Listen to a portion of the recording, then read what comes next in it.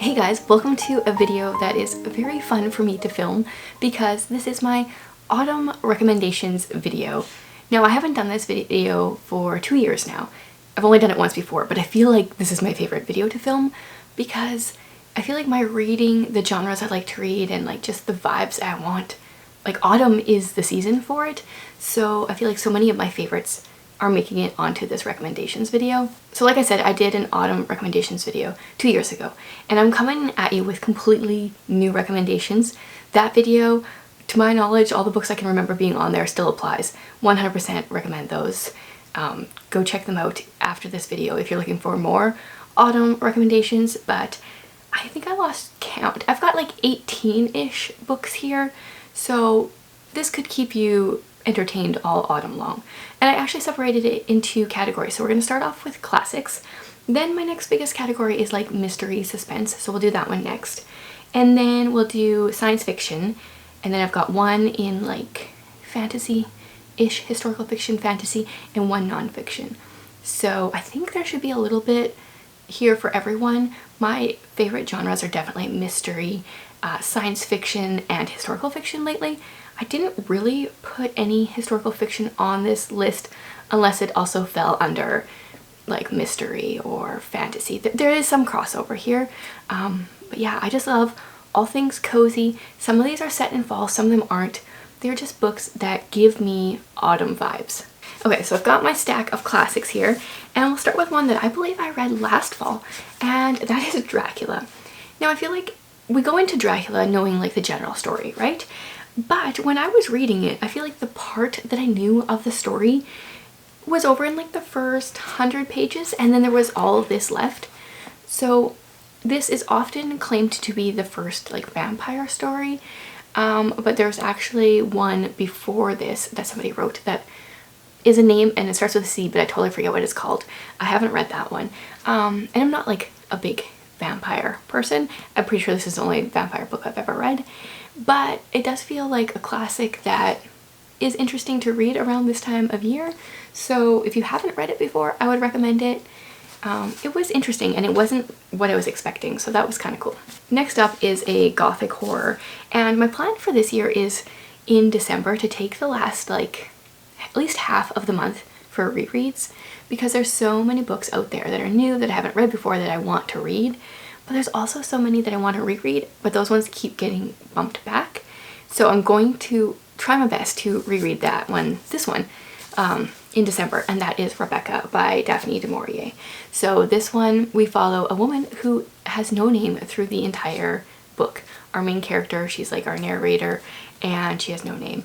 Now, when I read this book, initially I gave it 3 stars when I was done, and it's one of those books that has sat with me that like now I rate it 5 stars, but at the time it wasn't my favorite. Yeah, I feel like you can't say too much about this because there's so much revealed as you go, but we follow our unnamed narrator. She gets married to a man whose late wife was named Rebecca, and so it's a lot about Rebecca, which got a little bit annoying to me because I felt like her character was very very insecure. But after finishing the book, I was like, oh, now I really want to reread it. So that's my plan later this year. Then we have The Turn of the Screw by Henry James. This one is super short. My edition is less than 150 pages. This is the inspiration for Ruth Ware's Turn of the Key. So it is about a nanny or a governess, I guess, who is supposed to look after these children, and they're like perfect children, but there's something like really creepy going on. They seem to be able to see someone that is supposed to be dead, I believe. It was a fast read. Definitely has those autumn creepy vibes. Then I don't know if this one feels like a fall one, but I enjoyed it when I read it earlier this year, so I'm gonna throw it on here. And that is Persuasion by Jane Austen. Now I feel like the plot of Persuasion is a lot like Pride and Prejudice, but in my opinion Persuasion is better. I think it's also shorter. We follow our main character, I believe her name is Anne, and she said no to getting this guy that asked her to marry him years and years ago, but he comes back into her life, and like there's not really a whole lot of plot twists. I mean, it's Jane Austen, you kind of know where a story is gonna go, but I enjoyed her writing in here, and I enjoyed the characters a lot more than I have in most of her books. And the only thing that really annoyed me, but I get what she's doing, is the fact I think there's 3 or 4 characters named Charles in this short book. So that got a little confusing. And then my last classic here is one that I just devoured, I think earlier this year or late last year, and that is North and South by Elizabeth Gaskell. And I'm like trying so hard to get my hands on more Elizabeth Gaskell, but I'm really struggling to find her books other than like brand new, which is annoying because I feel like they should be in thrift stores and stuff. So this one we follow a girl named Margaret who, like, I'm not very good with names, so I'm pretty sure her name's Margaret, but it might be something else. No, it is actually Margaret. She lives in the south of England, but some circumstances with her father make them move up to the north where it's more industrial and not as pretty. And yeah, we just follow her over the course of quite some time. I want to say a year or 2, maybe even more. Normally not my kind of story, but I really enjoyed her character and the descriptions of the English countryside when they were like in the pretty part of England. And I was surprised at how much I picked this thing up. I mean, this is a teeny tiny edition, but like still, this copy has like 650 pages, and I like flew through this one. Okay, now we're gonna go into my biggest stack, and this is mystery thriller-ish. there's a few exceptions.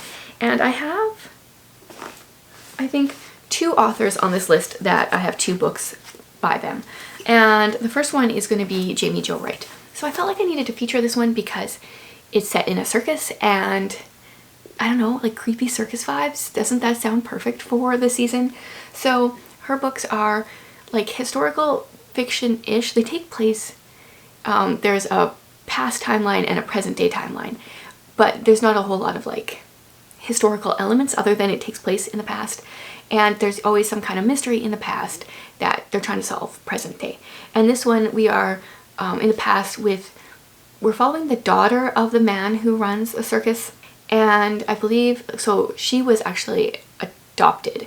She's trying to figure out like where she came from, and there's also a serial killer that seems to be following the circus line or something. And then modern day, we've got a real estate agent who's trying to uncover some of the secrets.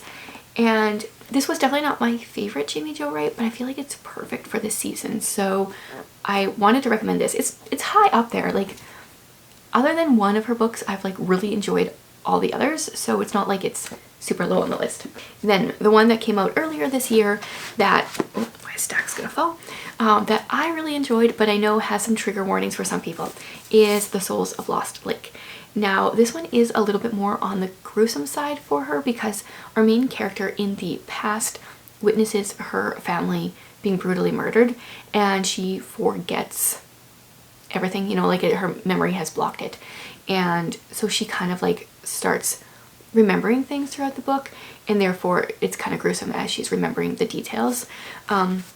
So the main character in the past, her name is Ava. She ended up coming out of the woods at the age of 13 when her family was murdered with this huge axe, and the whole town believes that she murdered her family, although logically, even as an adult, we follow her as she gets to be like 20-ish. There's no way a girl her size could have like actually lifted the axe enough to do that, but still the whole town is scared of her. And then present day, I totally forget the present day. Oh yes, oh yeah, we're following a woman who lives at a summer camp thing. Her dad runs the summer camp, and there's stories in the camp because this is the area where Ava lived, and there's like stories about Ava Coons, you know, the ghost in the woods. And if you're not, I don't know, like, I don't like gruesome books, but I feel like I really enjoyed this one, and I know other people that have. It's not just me, but also lots of people were turned off by that. I thought there was some really great faith elements. There is a character in the modern day timeline that when she's thinking about the past, there was someone in her life that gave her some really good advice, and I really enjoyed this one. I do plan on doing a autumn TBR yet, and Jamie Jo Wright's coming out with another book right away, so you know that's gonna be on there. Next, this cover is like, doesn't that scream fall? No. Susan May Warren is generally a Christian romance writer, but this book is not one, even though it does say on the back that it is. Our main character here, she has a few different names. She mostly goes by Annalise. She is in witness protection, has been for the last 20 years, but her husband doesn't know it, and they've been married for like, I don't know, shortly after the 20 years probably.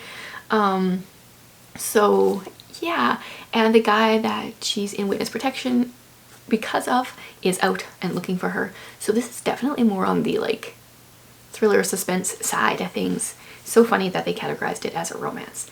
Yeah, so I really enjoyed this one. Okay, my other, I'm pretty sure this is the only other author that's on here twice, and it's Agatha Christie. So I could have put her in the classics, but I wanted to throw her into this section. The first one I'm going to recommend is Endless Night. This is another one that I didn't really enjoy when I was reading it because I thought we were coming into this as like an Agatha Christie whodunit mystery. It turns out this is more like the gothic horror genre. And, oh, which reminds me, I totally should have put another book on this list. Well, there's always next year. Yeah, so I kept like waiting for like things that I could put together to solve this mystery, and it's not like that at all. Our main character, I think his wife has gone missing, and we hear about the story of that, but also we're hearing about the story of like how they met and stuff.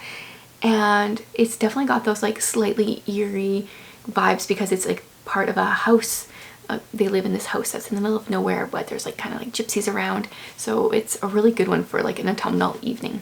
Okay, and then a more traditional Agatha Christie whodunit is this one. It is A Murder is Announced, and this one is a Miss Marple story. This is one of my favorite Agatha Christie's. I mean, I have a few, but what makes this so autumnal is there is a note put in the newspaper, and a number of people in this small village see the note, and it says, "A murder is announced and will take place on Friday, October 29th. That's today. At Little Paddocks at 6:30 p.m. Friends, please accept this, the only invitation." And so lots of people from town show up to see because they're curious and they're nosy, really. And a murder actually takes place, and then they try to solve it.